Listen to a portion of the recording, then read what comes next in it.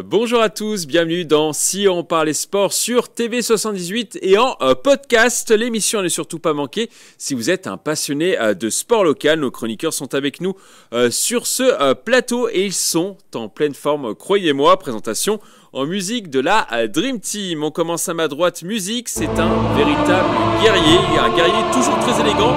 Il est toujours très élégant en 2023, il le sera tout autant en 2024. C'est le sosie de Russell Crowe. Notre gladiateur Pierre Chevalier du Rugby Club de Versailles est avec nous pendant une heure. Forme et bonheur, Maximus. Bonne année, les amis. Bonne année, ravi de redémarrer cette année olympique sur les chapeaux de roue avec vous tous. On va se régaler. Quelles sont vos résolutions pour l'année 2024 ? Faire du sport. Faire du sport. Plus de sport. Faire du sport de très haut niveau. Et peut-être bosser un peu les sujets pour les émissions.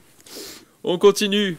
À gauche, musique, vous reconnaissez sa musique. En 2024, il continuera à nous éblouir sur sa connaissance du sport italien et sur sa connaissance du sport yvelinois. C'est notre encyclopédie, notre Italian lover. Grégory Canale est avec nous pendant une heure. Comment allez-vous ? Ça va, bonjour Mickaël, bonjour Pierrot. Bonne année à toutes et à tous, à tous les passionnés de sport yvelinois qui nous regardent. Écoutez, ça va très bien. J'en parlerai tout à l'heure. Il y a une échéance qui approche et qu'on attend avec impatience, celle des Jeux Olympiques. Donc voilà, 2024 s'ouvre sous de bonnes augures. Une résolution peut-être pour 2024 ? Un peu plus de sport, une meilleure alimentation, meilleure hygiène de vie. Plus de sport avec Pierre du coup ? Voilà, mais le sport ça va, je pratique assez souvent, mais on va dire une meilleure hygiène de vie un peu plus globale, un meilleur sommeil, manger mieux. C'est toujours des bonnes résolutions qu'on prend en début d'année. On a du mal à s'y tenir, il faut le dire. Des bons pronostics peut-être. Et peut-être aussi des bons pronostics, effectivement. On termine juste à côté de vous, Grégory. Mesdames et messieurs, il sera encore la superstar de cette émission en 2024. C'est une légende vivante. Ses analyses sont toujours précises. Ses punchlines sont mythiques. On a de la chance de l'avoir sur cette émission. Jean-Miss, ex-entraîneur de Plaisir. Plaisir Rugby Club est avec nous pendant une heure. Comment allez-vous, Jean ? Eh bien, très bien. Bonne année à tout le monde. Très heureux d'être parmi vous à ce début d'année. Ça fait énormément plaisir. Résolution pour vous, Jean ? De faire attention où je mets les doigts. D'accord. Ok, voilà. le message est passé. Alors, avant de passer au programme de l'émission, on va parler de course à pied. C'est une tradition dans le monde de la course depuis 10 ans. Chaque début janvier, des milliers de coureurs investissent la petite commune de Cernay-la-Ville juste après les fêtes de fin d'année. Ce dimanche 7 janvier, ces sportifs venus de 61 départements et de l'étranger viennent participer au premier marathon et semi-marathon de France. Au programme également un 10 km et un meeting de Joëlette. Un vrai succès pour ce rendez-vous qui se déroule au cœur de la vallée de Chevreuse. On écoute l'organisateur. On s'est dit, si on veut avoir du monde, il faut que maintenant les coureurs cherchent un petit peu de sel dans leur course à pied, ils cherchent des défis. Et on s'était dit, si on fait ça au mois de mai, juin, on n'aura pas grand monde. Par contre, si on fait ça tout de suite après les fêtes, on peut avoir du monde. On a commencé avec 200 coureurs en 2014. Et là, pour les 10 ans, on a refusé du monde et on a bloqué à 1600 personnes. Du côté du marathon, plus de 400 courageux ont pris le départ de l'épreuve cette année. Chez les féminines, Garance Perrault s'impose en 3 heures 4 minutes et 36 secondes. Chez les hommes, la course a été remportée par le Villepreusien Nicolas Duhail en 2 heures 41 minutes et 5 secondes. Les Vinois s'imposent pour la 2e fois consécutive dans l'épreuve. Alors, votre avis sur cette course, on valide ou pas, messieurs ? On valide, tout le monde valide. Jean, pourquoi vous validez ? Alors, moi, je valide pour 3 raisons. Là, pourquoi ? Pour rigoler. Je valide pour 3 raisons. La première, c'est parce que nous l'avons fait avec Pierrot, tous les deux. Bon, on ne nous a pas vus à l'antenne, là, mais nous y étions. C'est parce qu'on n'a pas été super perf. Mais... Non, bon, faut reconnaître. On n'a pas été non plus au top. Mais on reviendra l'année prochaine plus fort. La deuxième, parce que l'organisateur est un copain et que je connais depuis très longtemps et que c'est une très très très belle organisation. Et qui dure depuis un certain temps, il l'a dit lui-même. Depuis 10 ans. Voilà, je crois que c'était le 10e anniversaire. 10e édition, c'était. Ouais, 10e édition. Et qui réunit, il l'a dit lui-même, de plus en plus de candidats et de participants plutôt. Et donc, on est heureux de voir ce genre de compétition qui n'est pas vraiment... C'est une compétition sans lettres, c'est vraiment, on va dire, un détox après fête. Où tout le monde... Oui, certains nous l'ont dit, hein, ils ont mangé peut-être un peu trop d'huîtres, de foie gras, et du coup ils viennent sur la compétition. Ouais, tout à fait, ça réunit, c'est plus le petit côté, la petite sortie, la petite course, Et quand même, bon, un semi-marathon, c'est pas non plus... Mais il y a un marathon. Il y a un marathon, semi-marathon et marathon, bien sûr. Il y a un 10 km. Mais voilà. Mais ça réunit de plus en plus de monde. Il a été obligé de freiner. Donc pour ces 3 raisons, je dis bravo et que ça continue, quoi. Pierre. Moi, 2 raisons. La première, Jeannot l'a rappelé déjà. Ça c'est la troisième. Ouais, t'as raison, 3 raisons. Non, la première, c'est que je suis admiratif de la période choisie pour cet événement-là. Effectivement, juste après les fêtes, avec en plus un gagnant du marathon qui, je crois, termine en 2h21. 2h41 minutes 41, et alors, 5 41. secondes. 2h41, il avait déjà gagné l'année d'avant, je crois. Et là il c'est 2h41 juste après le réveillon et Noël. Donc ça, chapeau à toutes les participantes. Il a peut-être une meilleure hygiène de vie. Il n'a pas dû le faire, lui. Il n'a pas dû le faire de la même manière. Il n'a pas non plus le même physique. Hein. Sur ce que j'ai vu, il est plutôt long et élancé. Bon, ce qui correspond à peu près à nos physiques aussi. Hein. Quelque chose. Mais il nous a dit quand même à la fin que son temps, il pouvait pas faire mieux, mais qu'il était habitué quand même à faire moins de 2h41 minutes. Pour nous, ça a été un problème de chaussures. Juste des chaussures qui étaient pas bonnes. La deuxième raison, c'est que, particulièrement dans une année olympique, je crois que ça montre encore un peu plus la vogue du sport santé, sport bien-être, et de pratiquer une activité physique le plus régulièrement possible. Et là, il y en a vraiment plein de coureurs et de coureuses qui choisissent le semi-marathon ou le marathon. Il y en a de plus en plus dans les calendriers. Ils ont donc toutes et tous le choix dans la date. Et dès le début de l'année, en plus, dès le début 2024, là, juste après les réveillons, de pouvoir s'aligner sur une course. Bon, les performances passent au second plan, mais en tout cas, chapeau à l'organisateur. C'est une belle manifestation du sport pour tous, dans les Yvelines en plus, sur une année olympique. Très bien. Et vous ne dites pas ça parce que c'est un ami de Jean qui a organisé. Je dis aussi ça parce que c'est un ami de Jean. Voilà. Les amis de nos amis sont nos amis. Grégory. Moi j'ai envie de dire déjà bravo à eux parce que juste après les fêtes, ça, effectivement, faut être courageux pour aller digérer tous les bons mets qu'on a pu manger pendant les fêtes. Moi je m'étais programmé un petit programme de footing. Au final, j'ai rien respecté. Donc déjà bravo à eux. C'est pour ça que c'était une bonne résolution.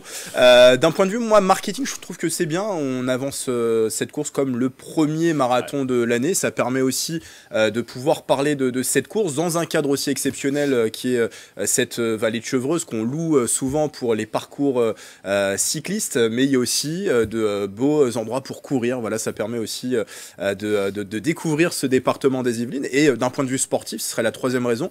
Point de vue sportif, on a quand même une course qui est de plus en plus relevée. Là, Nicolas Duhail et Garance Perrault, c'est des coureurs qu'on retrouve dans les gros trails de la région, les co-trails. On les a aussi vus lors de le dernier trail à Elancourt quand ils avaient aussi gravi cette colline. Je crois que c'était Nicolas Duhail d'ailleurs qui avait remporté ce trail. Oui, c'est un habitué. Donc voilà, c'est des habitués qu'on retrouve. Il y a aussi des coureurs étrangers, des coureurs venus de toute la France. Donc on a quand même un plateau relevé. D'Argentine, hein, il y avait des Argentins qui étaient en vacances en France et qui sont venus, ils ont vu tout simplement l'information sur les réseaux sociaux, et ils sont venus courir. Donc quasiment un an plus tard, la France a pris sa revanche sur l'Argentine dans un autre sport. Voilà. Non, en tout cas, voilà, plein d'aspects positifs pour une course qui dure désormais depuis une dizaine d'années, donc longue vie encore à elle. Oui, la date finalement, c'est peut-être ça aussi qui fait que ça fonctionne, peut-être Jean, le fait que ça soit le premier marathon de l'année.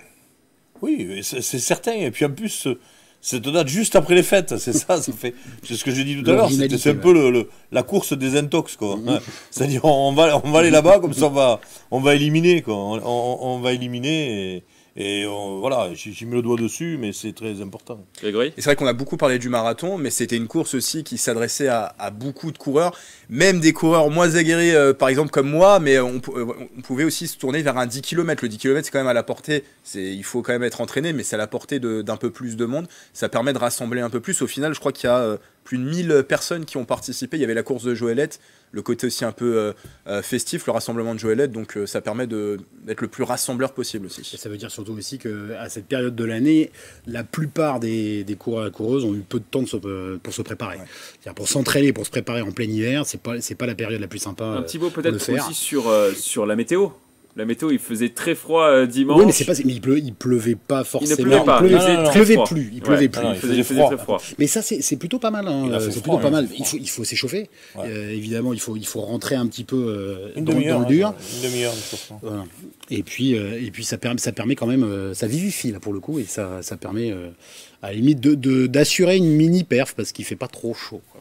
Voilà. Pour ça. Avec du vent de face, par contre, il y avait du vent de face. Donc ça a ralenti Bah, certains. Jean et moi, on n'a pas eu ce problème-là. Il n'y a pas de portance, donc Voilà, c'est pas très grave. On vous filmera l'année prochaine, du coup, Voilà. Pierre et Jean, on vous filmera. Avec plaisir. Alors, une 11e édition, en tout cas, est déjà programmée pour l'année prochaine. Elle sera organisée cette fois-ci le 5 janvier 2025. Ça sera légèrement plus tôt que cette année. Il faudra donc être beaucoup plus raisonnable pendant les fêtes de fin d'année, et notamment sur les huîtres et le foie Et gras. attendre pour manger la galette. Voilà, il faudra attendre C'est pour noté. manger la galette, exactement. À la fin des forts, on pourra On est déjà peut-être inscrit. manger cette galette. Alors, nous allons maintenant passer au programme de l'émission. Aujourd'hui, nous allons parler du PSG. Kylian Mbappé doit-il quitter le PSG? Grégory Canelli nous fera une magnifique envolée sur 2024, une année olympique Évidemment. dans les Yvelines. Mais avant de parler de ces thèmes, on va parler de cyclisme sur piste. On va donc continuer par du cyclisme sur piste. Le Vélodrome national a vibré pendant 4 jours au rythme des championnats de France. 4 jours où 140 sportifs venus des 4 coins de la France se sont affrontés sur la future piste olympique de Saint-Quentin-en-Yvelines. Selon la Fédération française de cyclisme, le bilan est positif. On écoute le responsable des événements à la FFC, Nicolas André. Le centre-piste a bien vécu. On a eu des belles retransmissions télé jusqu'au podium protocolaire très apprécié. On a pu entendre des Marseillaises a cappella avec des spectateurs qui ont poussé la voix. Et je crois que côté organisation, côté public, billetterie, avec le soutien de l'agglomération de Saint-Quentin et du département des Yvelines, on a réussi un beau championnat de France pour débuter l'année 2024. Au total, plus de 5000 spectateurs sont venus sur les 4 jours de compétition pour assister à cet événement organisé pour la 2e fois dans la structure après 2019. Parmi ceux qui ont fait vibrer le public, on retrouve Tom Derache. Le pistard de l'équipe de France a remporté 2 titres de champion de France sur le Keirin et le kilomètre. Une bonne répétition pour les athlètes tricolores en vue des prochains mois. Voir si on a progressé cet hiver, on a bien travaillé et je pense qu'il y a de belles choses qui sont sorties. Et voilà, de se confronter aussi, on fait du sport de haut niveau pour se confronter aux meilleurs. Donc là, il y a eu des belles batailles avec les collègues. Je pense aussi au match avec Ryan en vitesse et en Keirin où ça a bien matché. C'était vraiment une bonne semaine sur ce point-là. Du positif du côté de l'organisation et des athlètes, mais il y a eu quelques déceptions. Déjà, le public, il n'y avait pas beaucoup de monde, hein, vous l'avez vu dans les tribunes le jeudi et le dimanche. Seulement 400 spectateurs dans les tribunes le jeudi et le dimanche, 1000, un peu plus de 1000 le vendredi et le samedi. Autre déception, la non-participation de Mathilde Gros et de Sébastien Vigier, tous les deux malades. La question sur cette thématique, est-ce que c'est un top ou un flop, ces championnats de France au Vélodrome national de Saint-Quentin-en-Yvelines? Mitigé pour vous, Jean, mitigé pour vous, Pierre. Je vais les défendre. Flop Je vais les défendre. pour vous. Ah non, du coup, top pour vous. pas flop en tout cas. Pas flop. Top. Entre les deux. Bon alors, quoi. Pierre, pourquoi? Pour opposer le sportif et le festif, dans une année où justement on mise gros sur le spectacle à 6 mois, à 6-7 mois des Jeux Olympiques. Sportivement, c'était une revue d'effectifs, ça avait tout l'air, et vous l'avez cité, d'une répétition générale avant les JO, ou surtout avant les championnats d'Europe là, qui ont lieu la semaine prochaine. La semaine prochaine. En ce moment même. Il commence aujourd'hui. Commencer aujourd'hui. Donc répétition générale des effectifs avec nos 2 grosses têtes d'affiche absentes pour maladie. Et de l'autre côté, c'est aussi une répétition générale de l'appétence plutôt du public français pour les événements de cyclisme sur piste. Bon bah là, avec le bémol que ça s'est déroulé pendant la deuxième semaine des vacances scolaires, et donc peut-être que les Français étaient plus en famille, à la campagne, peut-être au sport d'hiver, que au Vélodrome de Saint-Quentin, les allées sonnaient un peu creux, quoi. Donc en termes de public, c'est un démarrage timide de l'année olympique, mais il faut se souvenir que les Jeux olympiques, c'est pour accueillir la planète entière. Donc on peut imaginer que le Vélodrome de Saint-Quentin en juillet, en août et en septembre sera rempli plus par des spectateurs étrangers qui viendront faire le voyage en France. Pour l'instant, les Français ne semblent pas encore totalement mobilisés ou concernés par le cyclisme sur piste à Saint-Quentin. Ça peut être une déception pour vous ? Oui, parce que on en parle souvent. C'est le Vélodrome de Saint-Quentin doit vivre par le cyclisme. Il y a d'autres événements qui sont organisés, mais pour l'instant, ça fait pas encore totalement recette. Avec les têtes d'affiche, l'enjeu olympique et puis la planète à accueillir, je pense que là pour le coup, ça sera quand même beaucoup plus plein cet été. Après, on m'a dit quand même dans les tribunes et au niveau de l'organisation qu'il n'y a pas forcément beaucoup de monde sur des championnats de France. Là, ça paraissait vide parce que forcément, le vélodrome est très grand, mais d'habitude, ils sont sur des plus petits vélodromes. Jean, qu'est-ce que vous en pensez ? Oui, c'est pas une excuse, mais bon. Non, c'est regrettable quand même. Moi, je trouve que c'est regrettable parce que c'est un championnat national. Alors, se contenter en disant oui, mais c'est normal parce qu'il n'y a pas trop de monde. Bon, je crois qu'il vaut mieux quand même voir plus grand. Et surtout qu'on est, Pierre l'a dit, dans une année olympique où je pense que le choix de la date de ce championnat était peut-être pas le plus adapté. Parce que justement, très mal placé en période scolaire, à proximité des fêtes, et pour faire venir du monde, et pour faire connaître peut-être un petit peu plus avant l'échéance des Jeux Olympiques, c'était peut-être l'occasion de mettre le cyclisme sur piste sous les projecteurs. Là, c'est un peu dommage. C'est un petit peu dommage parce que c'est un championnat national. Les têtes d'affiche, les grandes stars qui ne sont pas venues et qui sont malades, ça, ils ne pouvaient pas le savoir avant. Donc, ça. Mathilde Gros, par exemple, déclaré forfait quasiment à la dernière minute. Voilà, c'est pour ça. Jeudi. Donc, c'est pas parce qu'ils ne sont pas venus que les gens ne sont pas venus au vélodrome. Ça n'a rien à voir, ça. Donc, c'est un petit peu regrettable pour moi parce que, encore une fois, c'était l'occasion de les mettre en avant et de faire peut-être un peu plus découvrir cette discipline. Souvent, dans cette émission, on le dit parce que ça manque le spectateur, le vélodrome. Ça manque énormément le spectateur. C'est pour ça qu'on fait même d'autres animations et d'autres activités, autres que sportives, pour attirer un petit peu plus de monde dans cet endroit, en plus, qui est magnifique, il faut le reconnaître. Donc, alors c'est sûr, les Jeux Olympiques, Pierrot l'a dit, il y aura du monde, mais c'est dommage pour nos championnats nationaux. Grégory. Est-ce qu'on peut être déçu ? Oui. Pour vous, c'est un top. Non, j'ai dit que c'était pas un flop. J'irais pas jusqu'à dire comme que nous, c'était un top. Mais est-ce qu'on peut être déçu ? Oui. Est-ce qu'on doit être surpris ? Je ne pense pas. Ça a été rappelé. Ils n'ont pas forcément eu le choix dans la date pour programmer ces championnats de France. On est quand même dans une année olympique où il y a un calendrier qui est très rempli pour les athlètes français. Voilà, athlètes français, mais aussi athlètes internationaux, pour qu'ils puissent qualifier pour ces Jeux olympiques. On a eu l'UCI Track Champions League qui est passé, plus récemment les championnats de BMX Freestyle, championnat de France. Et on devait faire ces championnats de France avant les championnats d'Europe. Donc les dates, il n'y avait pas de multiples dates pour pouvoir programmer ces championnats de France. Je dis qu'on n'est pas surpris parce que finalement, ils se retrouvent à organiser ces championnats de France sur le premier week-end de janvier. Il y avait fort à parier qu'on n'aurait pas beaucoup de monde dans les tribunes. Ça a pu peut-être s'équilibrer sur l'ensemble de l'événement. On parle d'une jauge de 5000 spectateurs sur les 4 jours de compétition. C'est pas une réussite, loin de là, il faut le dire. Alors, 5000, mais je pense qu'on prend en compte aussi les personnes centrale. Qui étaient dans l'aire centrale. Avec 400 personnes le jeudi, 400 personnes le dimanche. Donc j'ai envie de dire, il y avait aussi effectivement ce côté aussi négatif avec l'absence de Mathilde Gros, qui est notre Française qui avait remporté une médaille d'or lors des championnats du monde sur place. Il n'y avait pas de Sébastien Vigier, mais il y avait quand même Marie-Divine Kwame, il y avait Benjamin Thomas, il y avait d'autres coureurs qui étaient là. J'ai envie de dire 5 fois champion du monde aussi, on le rappelle. Exactement. Donc c'est pour ça que je dis pas totalement flop. Je pense que les meubles ont été sauvés, à mon sens, parce qu'il n'y avait pas non plus, on va dire, toutes les conditions réunies pour pouvoir organiser des championnats de France avec une jauge pleine de ce vélodrome national. Mais c'était pas aussi l'occasion de voir les pistards de l'équipe de France, Jean, justement, à quelques mois des Jeux Olympiques, de leur montrer justement que le public français était derrière eux?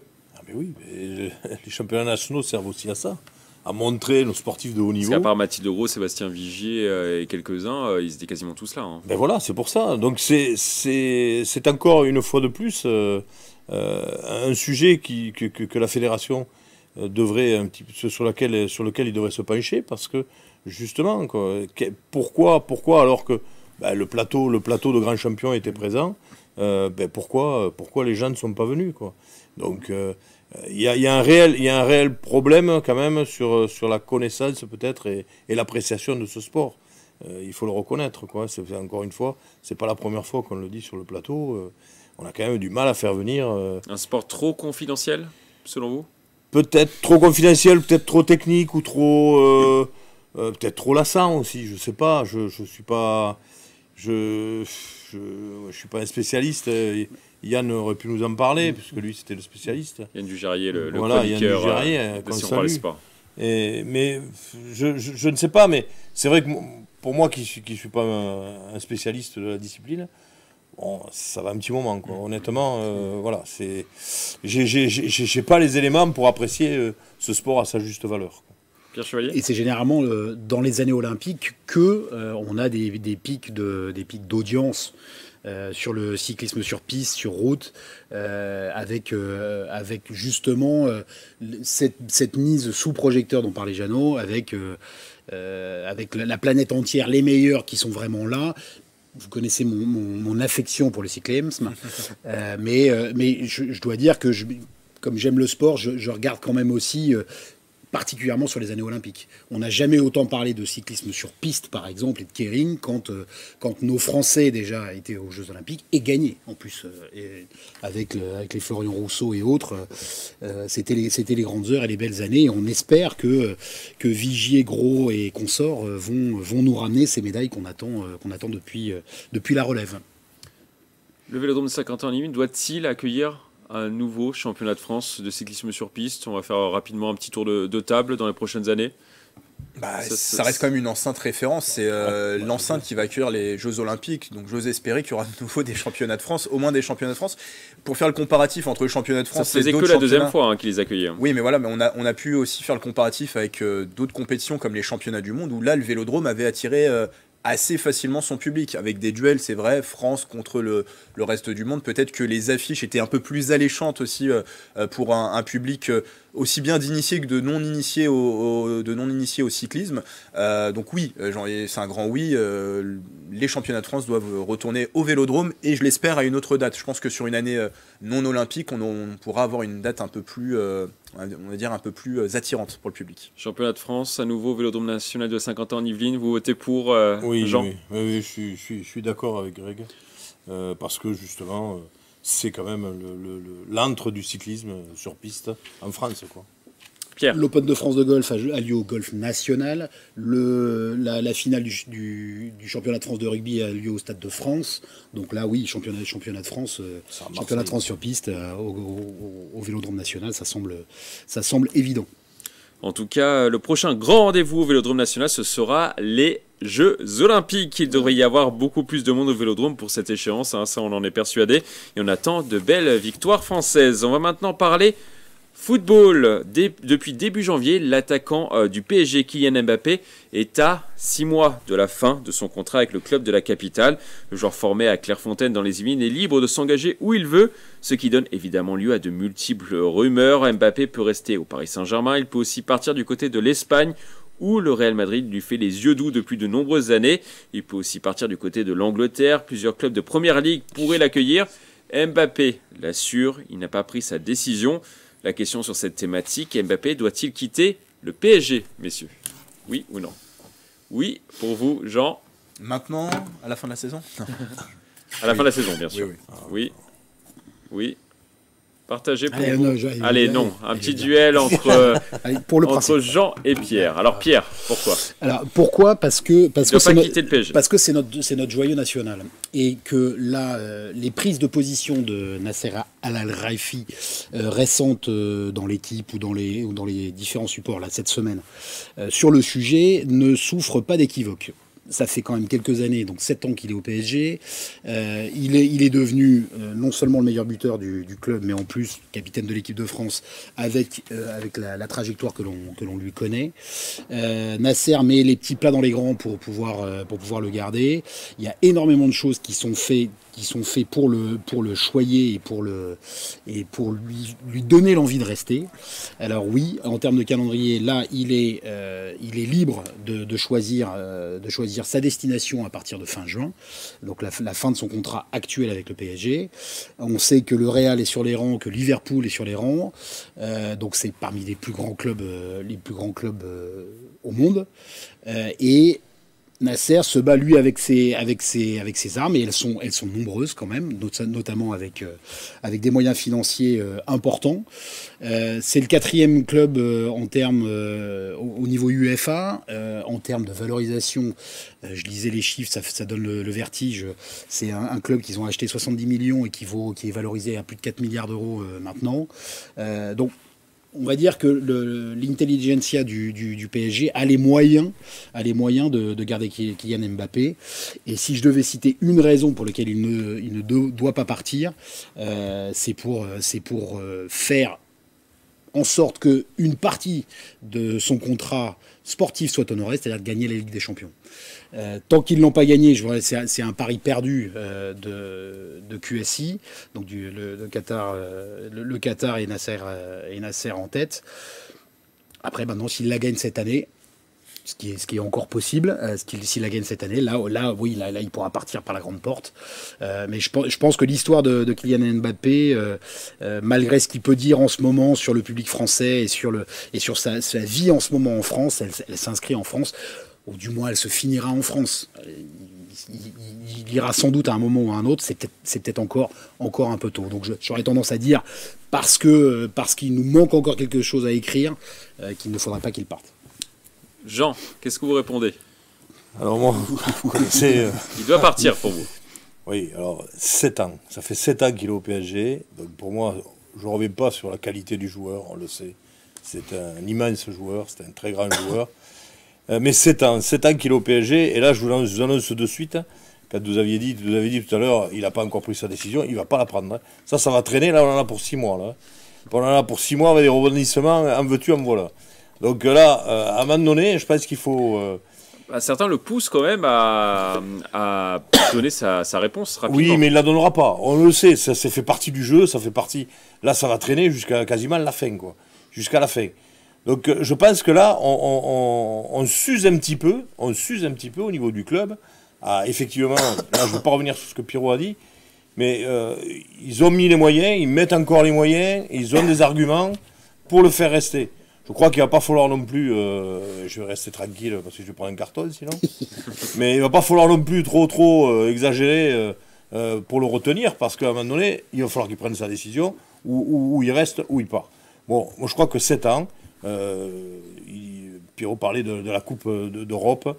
La Coupe d'Europe, bon, ben, si le PSG la gagne cette année, c'est parfait, il pourra partir la tête haute par la grande porte. Mais je crois que même s'il ne la gagne pas, il faut qu'il quitte le club.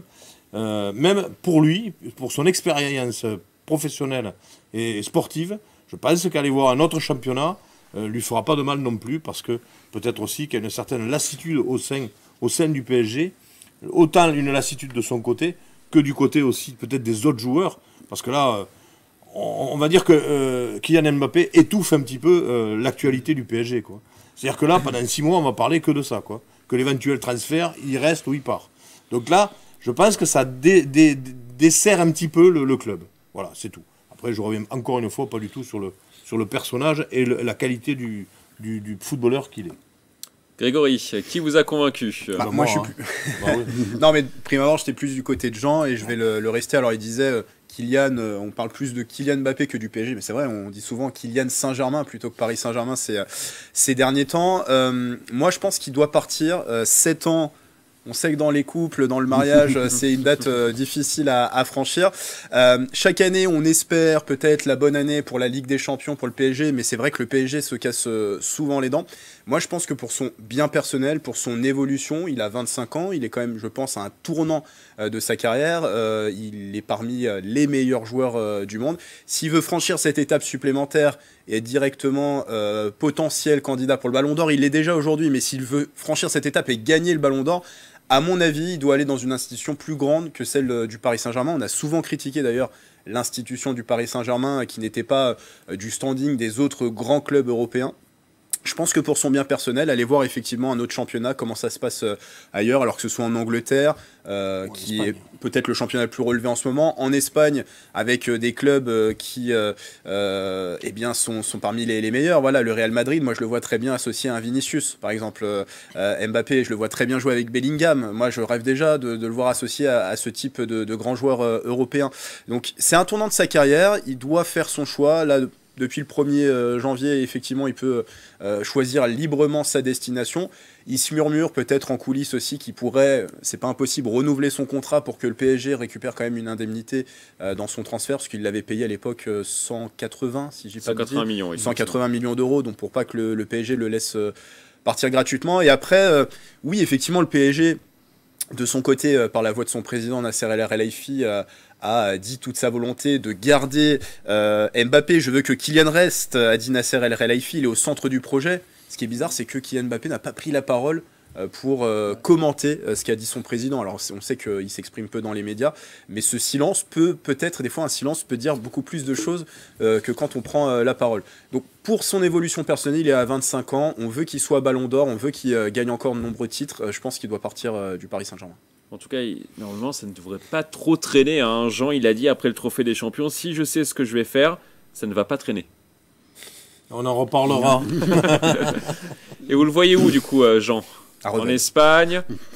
Grégory, par contre, n'a pas parlé d'Italie. Oui, par contre. J'étais surpris. Non, mais alors, ce qui est vrai. Il a gueule parce qu'il a parlé d'un bon championnat. Non, c'est ça. Ils n'ont pas les moyens. Non, le championnat italien, malheureusement, par rapport au championnat d'Espagne ou au championnat d'Angleterre, est peut-être un peu moins relevé. Quoique, Mbappé n'a jamais caché son amour pour l'AC Milan. Mais bon, je ne le vois pas tout de suite. Peut-être un jour. Non, mais peut-être dans le cours de sa carrière, peut-être en fin de carrière. Mais là, non, il doit clairement pas aller. Il doit clairement pas aller en Italie. Je verrais plutôt au Real. Au Real, puisque pour moi, c'est un club qui lui correspond mieux et un championnat qui lui correspond mieux par rapport à son style de jeu. Parce que je pense qu'à Liverpool, le championnat anglais va se faire un petit peu frotter les oreilles. Hein. Je pense que là, apparemment, à Liverpool, c'est le choix de sa mère. Hein. Sa mère aime beaucoup Liverpool. Oui, mais c'est pas sa mère qui va jouer, si? Non, même pas. Mais c'est deux grands entraîneurs aussi. Hein. Entre Ancelotti et Klopp, c'est des entraîneurs qui peuvent, extrêmement expérimentés, notamment au niveau européen, et qui peuvent façonner encore un petit peu plus le diamant brut, et puis nous le rendre encore un petit peu plus compétitif encore, si c'était possible. Bon, en tout cas, on continuera à suivre ce dossier brûlant dans les prochains mois. On l'espère qu'il prendra sa décision plus tôt possible. On verra ça. Hein. Jean nous a dit que non. On verra. On continue à parler du Paris Saint-Germain dans cette émission. Les jeunes joueurs des centres de formation et pré-formation du PSG ont fait leur rentrée au campus de Poissy ce dimanche. Ils ont été accueillis par le président Nasser El Khelaifi. Au total, ce sont 129 jeunes qui ont découvert le centre d'entraînement. Avec cette arrivée, toutes les équipes du PSG sont désormais réunies sur le site. Si l'équipe professionnelle masculine était déjà installée depuis juillet, elle a été rejointe par l'équipe féminine qui a pris ses quartiers la semaine dernière. Les féminines jouent ce jeudi contre le LOSC dans ce training center. Le terrain peut accueillir 700 spectateurs, dont 400 en tribune. La question sur cette thématique, est-ce que c'est un vrai plus pour le PSG que tout le monde soit réuni sur le même lieu? Oui. Bon, il n'y a pas de débat. Prochain thème. Pierre Chevalier. Oui, parce que c'est la formation et l'ambition au cœur du système PSG. Je me souviens de notre président Emmanuel Macron qui disait qu'il fallait traverser la rue pour avoir un emploi.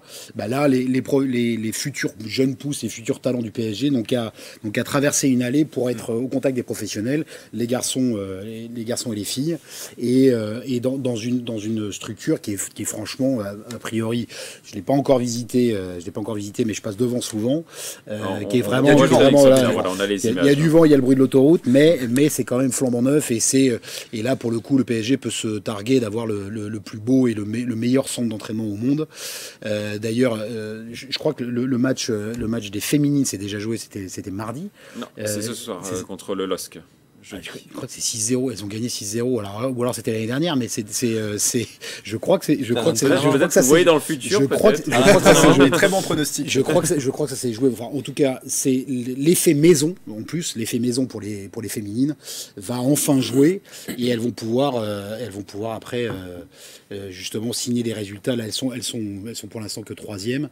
On peut imaginer qu'avec des installations et maintenant un stade, alors, il y a que 700 places pour le stade des féminines, elles pourront avoir justement on parlait à un moment d'un stade de 5000, 6000 places, mais pour l'instant, voilà, ils ne sont pas finalement, c'est limité, mais en tout état de cause, avoir toutes les forces vives et toutes les catégories d'âge du PSG au même endroit et sur des installations de telle qualité, c'est de toute façon la signature même du projet du PSG. Grégory ? Juste signaler que Pierre a totalement raison. 6-0, première victoire, premier match à domicile. Vous me demandez s'il y a besoin. Pour les Parisiennes dans ce nouveau campus PSG, et première victoire contre le LOSC 6-0. Bah moi je suis d'avis de mes amis, de mes camarades parce que j'ai rien dit moi. Voilà, mais attends, il me semble que tu avais mis la petite raquette verte. Non, tout simplement parce que le PSG se rapproche du standing des grands clubs. Les grands clubs ont leur centre d'entraînement avec toutes les équipes qui sont réunies en leur sein. Alors c'est marrant que Pierre fasse la référence d'Emmanuel Macron qui disait il faut traverser la rue. Mais effectivement, dans l'ancien camp des loges, il fallait traverser la rue pour se rendre dans les différentes parties de ce camp des loges qui était en fait pas vraiment un centre d'entraînement. C'était assez éclaté entre les terrains utilisés par les jeunes, les terrains utilisés par les pros. Les féminines, elles, carrément, elles étaient à Bougival. Donc on avait un club qui était un peu éclaté en plusieurs endroits. Donc d'avoir tout le monde réuni sur un même campus, il y a eu les pros qui sont arrivés en juillet, les pros masculins, les féminines et désormais les petits jeunes. C'est vrai que les petits jeunes, d'être au contact, de pouvoir voir les pros s'entraîner, être proches, ça peut leur donner de la suite dans les idées. Et donc, voilà, d'avoir maintenant ce campus de première qualité, de nouvelle génération avec, on le sait, des équipements de haute volée. Je pense que ça peut être qu'un plus pour le club de réunir tout le monde en un même endroit. Pierre disait que c'était peut-être le plus beau centre d'entraînement du monde. Vous validez ? Je reste quand même fan, moi, de la Masia, du FC Barcelone. C'est quand même, il y a beaucoup de centres très beaux, mais c'est vrai que là, on a un centre de première qualité dans les Yvelines avec quelques petits désagréments. On disait la dernière fois le vent, l'autoroute qui passe pas loin, mais on va dire qualitativement au niveau juste des terrains, des installations, on est quand même sur des équipements de premier plan. Jean, qu'est-ce que vous en pensez ? Rien à rajouter, ils ont tout dit. C'est une magnifique structure d'entraînement et de formation. Toutes les équipes de haut niveau réunies sur ce même site.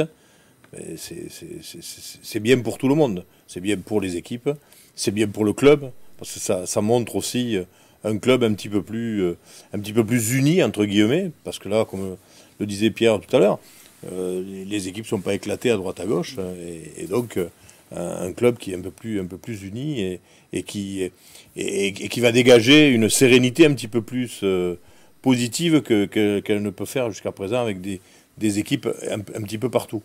Mais puis c'est magnifique, il est moderne, il est magnifique, et tout va bien, quoi. On ne peut pas rajouter grand-chose que ce qui a été dit.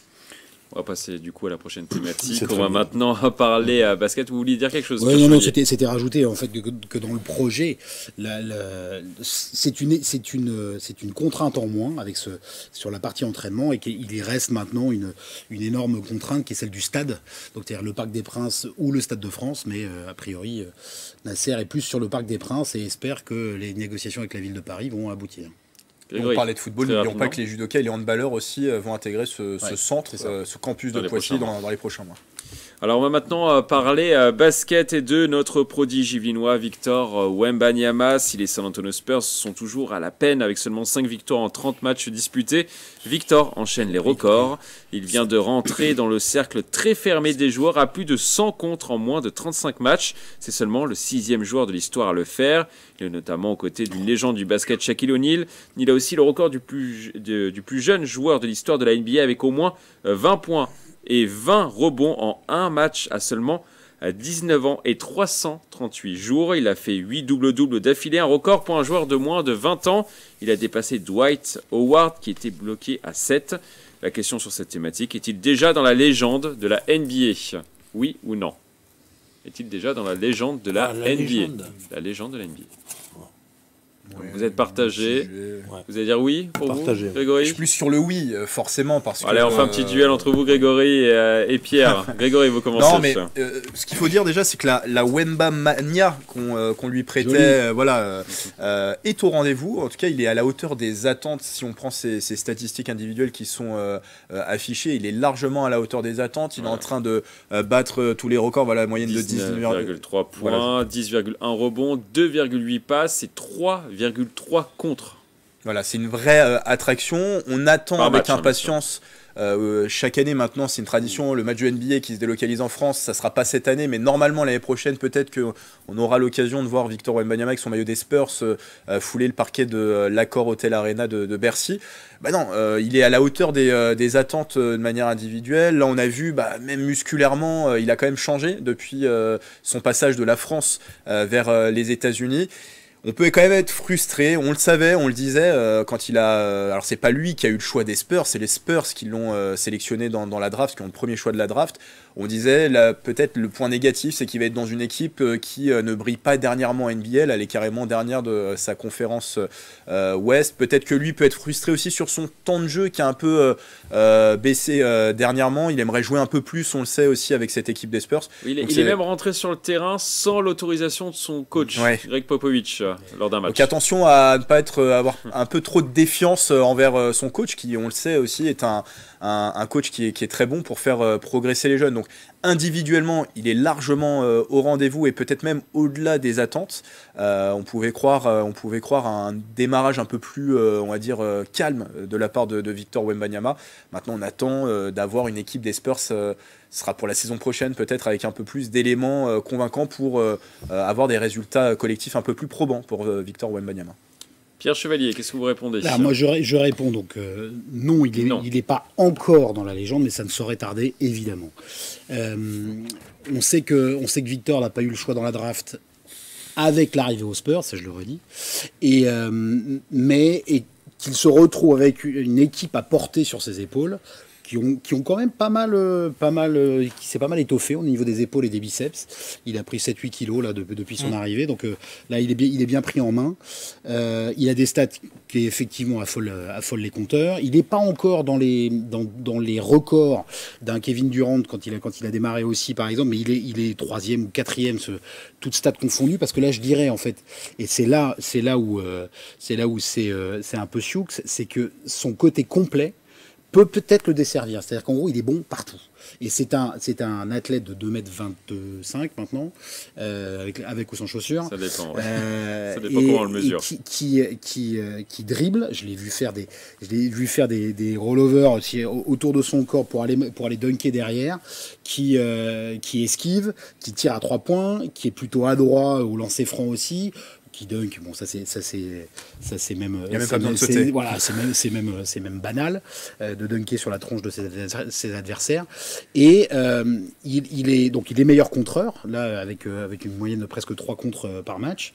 Et donc joueur complet qui doit porter son équipe et qui là malheureusement s'est blessé, et c'est pour ça aussi qu'il est rentré sans autorisation. C'est que sa cheville là qui s'est tordue à Dallas est sous observation évidemment. Là c'est comme si c'était son talon d'Achille. On a souvent dit sur ce plateau que ce qui guettait Victor et son explosion et son entrée dans la légende, c'est le risque de blessure.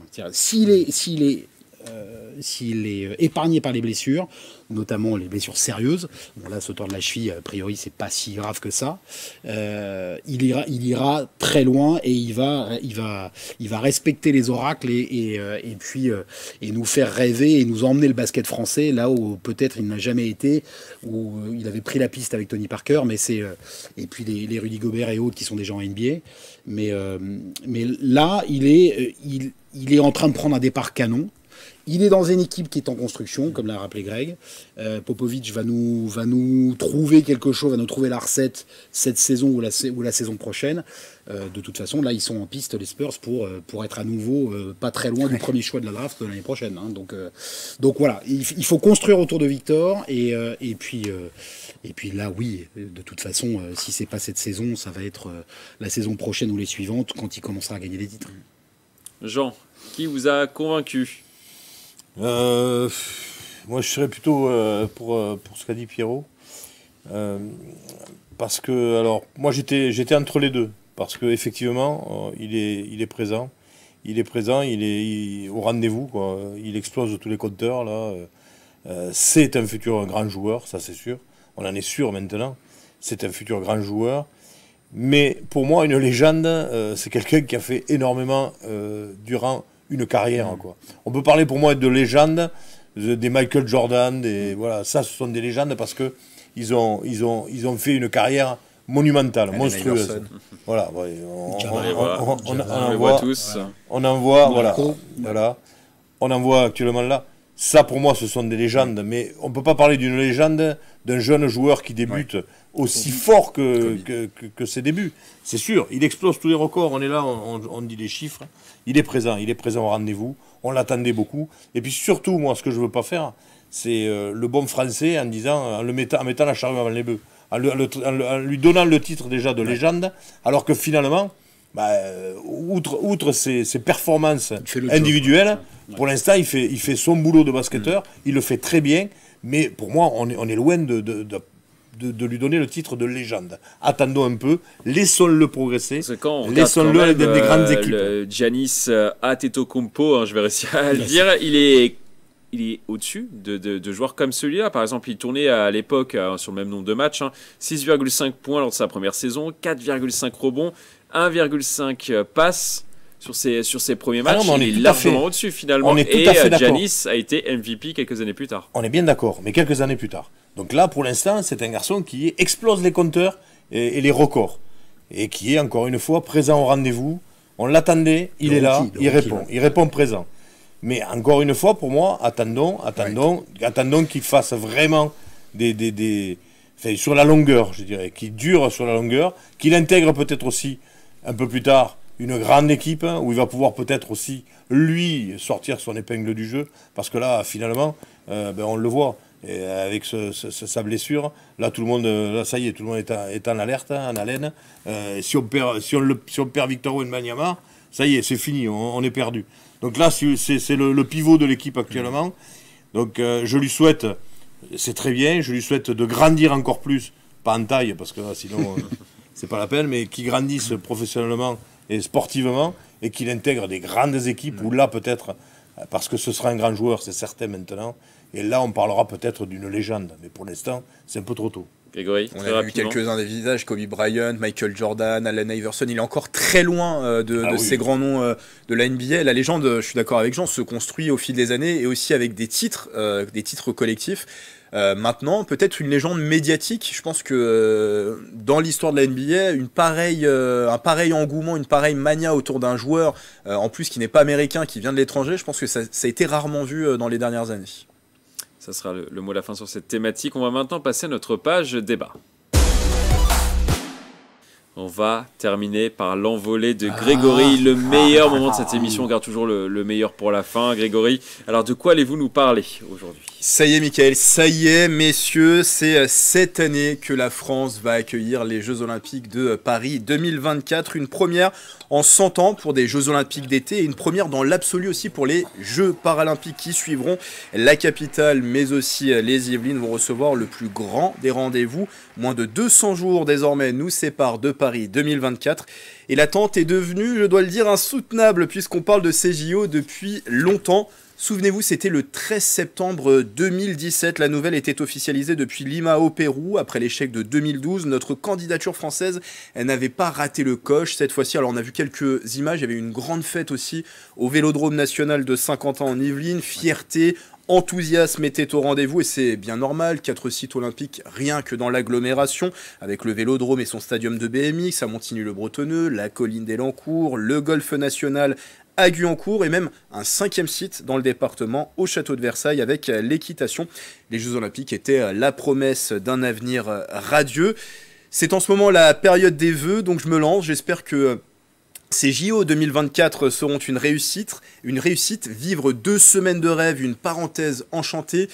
Au milieu d'une actualité, on doit le dire, très difficile, puissent les polémiques se calmer quelque peu autour du rendez-vous, ce budget qui déraille, le prix des places et les incertitudes qui planent encore autour de la sécurité et de certains sites et épreuves de Paris 2024. Alors heureusement, dans les Yvelines, pour le moment, tous les voyants semblent au vert. Le Vélodrome national et son stadium de BMX sont l'expérience des grands rendez-vous. Bon, je parle pas ici des championnats de France, mais plus des championnats du monde, championnats d'Europe, qui ont prouvé la capacité de l'enceinte à bien recevoir. On espère aussi que niveau résultat, ce sera merveilleux. Des médailles d'or autour du coup de Mathilde Gros pour la piste, de Joris Daudet pour le BMX ou d'autres de leurs acolytes. Accueillir des compétitions mondiales, le golf national y a aussi goûté. J'aimerais revivre des frissons similaires à ceux de la Ryder Cup 2018. Grand moment de ma vie de jeune amoureux du sport. Là encore, des chances de briller avec la pépite Céline Boutier dans le top 10 mondial actuellement à la 3e place. Pareille performance n'avait jamais été réalisée dans l'histoire du golf français. On a aussi des sites fraîchement aménagé pour cette échéance olympique. La colline d'Elancourt connaît actuellement ses ultimes travaux d'aménagement pour les épreuves de VTT. On a eu le droit à un avant-goût très prometteur. Le test event qui s'est déroulé sur place en septembre dernier avec 5000 spectateurs. Il y en aura 15 000 sur place les 28 et 29 juillet prochains. Et les Yvelinois pourront d'ailleurs profiter des pistes de VTT même après les JO. La colline sera ouverte à tous. Et puis je suis peut-être chauvin, mais on n'est pas très loin de la réalité tout de même. Ce sera dans les Yvelines que l'on aura l'un, si ce n'est le plus beau des panoramas de ces Jeux Olympiques de Paris 2024, le château de Versailles, puisque les épreuves d'équitation se dérouleront directement dans le parc du château. Là encore, un événement test s'est tenu l'année dernière sur le site qui est cette fois-ci éphémère. Tout doit disparaître après les JO. L'héritage et les souvenirs, eux, ne devraient pas disparaître parce que on est bien lotis dans les Yvelines aux épreuves de cyclisme sur piste, de VTT, de BMX Racing, de golf sont venus s'ajouter entre-temps une partie du tracé des épreuves de cyclisme sur route et aussi du marathon. 2024, c'est l'année de l'olympisme. Cela fait désormais 7 ans, Mickaël, qu'on attend ça avec impatience. Ce sera peut-être l'unique fois dans notre vie qu'on va vivre ces JO d'été en France. J'ai vraiment hâte. On a tous vraiment hâte. Bravo Grégory, hein, toujours magnifique. Ouais. On voit qu'il redémarre sur de très grandes bases en 2024, hein, Grégory Canales. Il ne faiblit pas. Il ne faiblit pas. Alors, qu'est-ce que vous en pensez, Pierre et Jean, de cette envolée? Et vous, est-ce que vous avez hâte? Pierre, on commence par vous. Évidemment, j'ai hâte. On en parle depuis très très longtemps. Il y avait la déception de 2012. Il y a les Jeux Olympiques, c'est une échéance sportive à part. Un événement mondial planétaire vraiment à part et c'est par exemple un amoureux de golf qui vous parle de ça avec la Ryder Cup notamment et puis c'est surtout notamment si on fait le focus Yvelines, c'est tellement de lieux là qui vont être magnifiés par cet événement entre le château de Versailles, entre le Vélodrome, entre le golf national, la colline d'Elancourt, le stade de BMX, il y a tout ce qu'il faut pour. D'ailleurs, je lisais il n'y a pas très longtemps que la ville la plus courue en ce moment sur les locations saisonnières et locations d'appartements, ça n'est pas Paris, c'est Versailles. C'est Versailles qui est la plus courue, peut-être pour la douceur de vivre, les panoramas dont parlait Greg, et puis toutes ces épreuves qui rassemblent quand même beaucoup de public international. Donc oui, vraiment hâte, très hâte, même si on n'a pas beaucoup de billets, très hâte que ça démarre. en juillet. Vous avez réussi à en avoir ou pas du coup? Oui, golf. Les Yvelinois se posent la question. Golf, ouais, golf. J'ai réussi à avoir le golf par le biais traditionnel et habituel. Ah, oui, habituel. Tout à fait. Je n'ai pas encore les entrées partout. Jean, vous, qu'est-ce que vous en pensez, vous, de cette envolée et de ces Jeux Olympiques? L'envolée, magnifique, à l'image de Greg. Il a réussi à avoir des places parce qu'il a loué sa maison pendant les Jeux Olympiques. Aussi à prix d'or. Il peut s'acheter plusieurs places, du coup. Là, il a acheté les gradins. Et la natation. Il a acheté les gradins au national. Alors, c'est l'événement planétaire que tout le monde attend tous les 4 ans. Il est en France. Pour nous, ce sera certainement les seuls Jeux Olympiques que nous verrons de notre vivant. Les derniers, c'était il y a 100 ans. Donc, on ne peut qu'être réjoui de cette magnifique organisation et d'autant plus avec toutes les disciplines qui vont se disputer sur nos terres des Yvelines, quoi. Donc, on ne peut dire qu'un grand cocorico, avec, bien sûr, on ne va pas aller les bémols, là, tout au niveau du budget, du transport. Enfin, le transport, c'est quand même, je trouve que c'est un caillou dans la chaussure. Ouais, c'est un point noir parce que, je disais, je crois qu'on est le seul pays quand même à avoir quasiment, à augmenter, on va pas entendre les chiffres, à avoir augmenté le prix des transports pour cette manifestation olympique, pour ces Jeux Olympiques. Beaucoup avaient fait la gratuité pendant les Jeux Olympiques. C'était dans la candidature même d'ailleurs. Ouais. Beaucoup avaient fait la gratuité. Là, augmenter le prix, c'est vraiment le point noir de ces JO qui se veulent populaires en plus. Donc bon, déjà, il y a eu quand même cette ambiguïté et ce débat autour des places, parce qu'on disait qu'il y avait des places à prix populaire, sauf que pour avoir des places à prix populaire, il fallait acheter un pack complet d'autres disciplines qui ne vous plaisaient pas spécialement. Donc bon, on a joué un petit peu sur les mots, c'était un petit peu dommage sur la communication, mais ça reste pas quand même l'événement planétaire, et Cocorico, c'est en France et à Paris. Très rapidement, un petit tour de table. Quelle est l'épreuve qui vous fait le plus rêver dans les Yvelines, que vous aimeriez voir? Dans les Yvelines. Dans les Yvelines. Grégory? Qui me fait le plus rêver, allez, je dirais quand même, j'ai hâte de voir l'équitation au château de Versailles, voir ce que ça rend, le rendu final en fait, parce qu'on en parle depuis de nombreuses années, j'ai hâte de voir ce que ça va donner. Pour vous, Jean?